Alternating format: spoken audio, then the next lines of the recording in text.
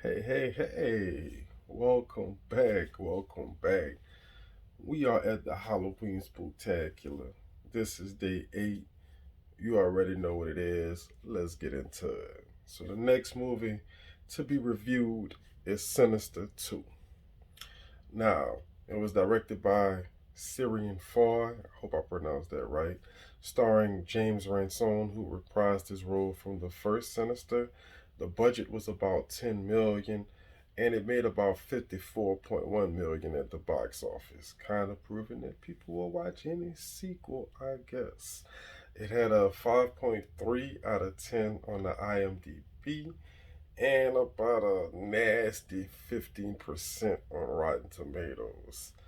And I kind of agree with it, but we'll talk about that later.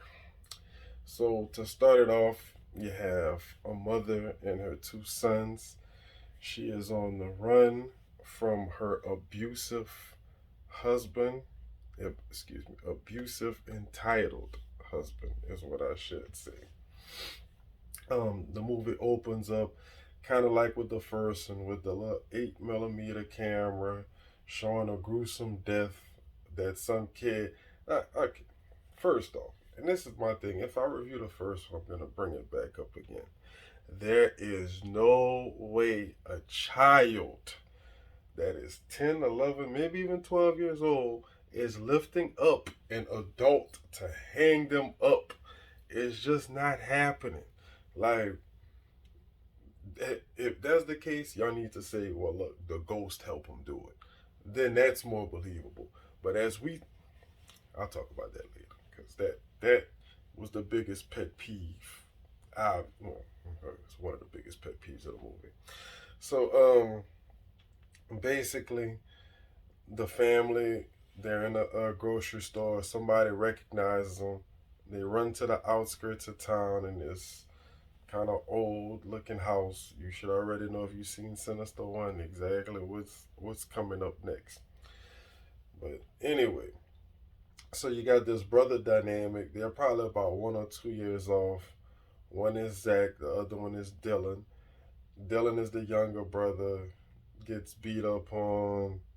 I don't understand why the older brother has such a dislike for his brother, but I don't have brothers, so maybe that's a brother thing. I don't know. Like I said before, this was kind of a weird dynamic. So, upon them going to the house, we also have our other character who doesn't even has a name. He's just called ex deputy so and so from the first movie. Um, he's coming with two gas cans because he's figured out where the ghosts have gone and where they've originated. So he's found the house. He's about to go burn it. On his way to go and burn the house, who but Dylan spots him, tells his mom. So he ends up telling the woman everything he knows, but she hasn't seen the change in her child just yet.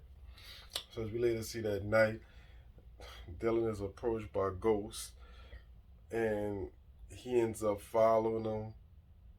They go out somewhere and show him the murders, and they're like, you gotta watch. He's like, nah, like I'm not down with that. That's kind of sick. So it's kind of showing you they're trying to change Dylan into a killer.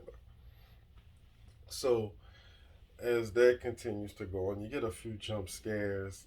I mean, this movie was filled with jump scares, and the jump scares wasn't even that scary because the main character, uh, Hula Bula, whatever his name is, he's like barely seen in this movie, which made it seem even more like a cash grab. So, anyway, they continue to try to recruit Dylan. The father, abusive one, ends up coming with the cops to try to take the kids, which he can't at the moment just yet. But he comes back like the next day and tells his wife, like, if you want to be with the kids, then you need to come home too.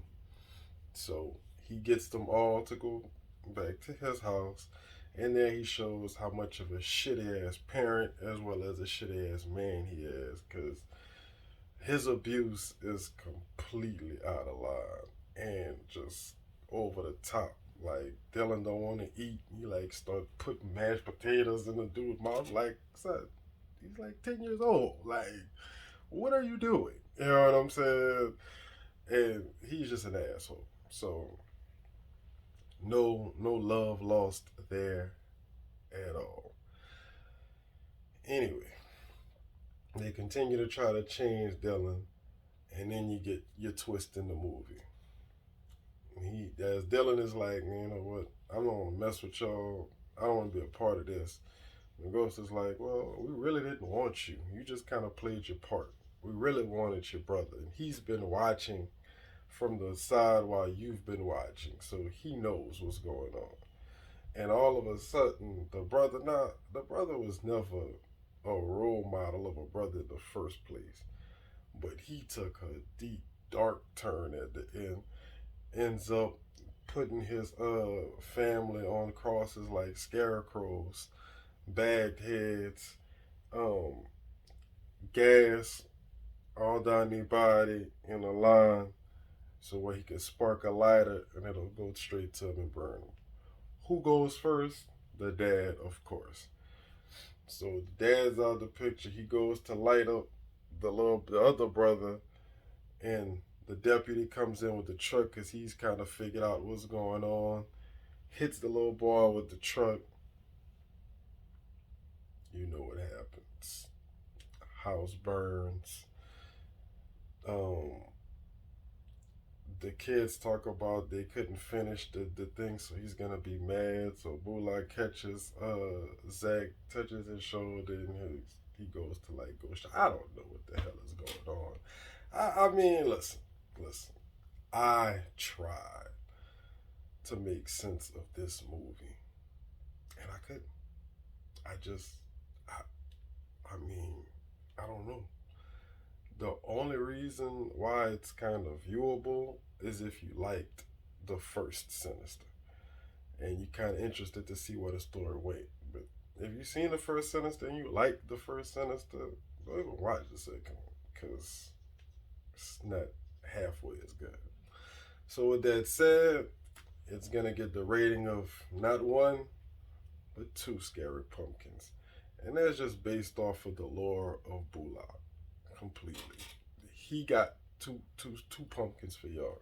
This movie was not good at all, in my opinion. You might like it. If you do, let me know in the comments. Till next time, peace.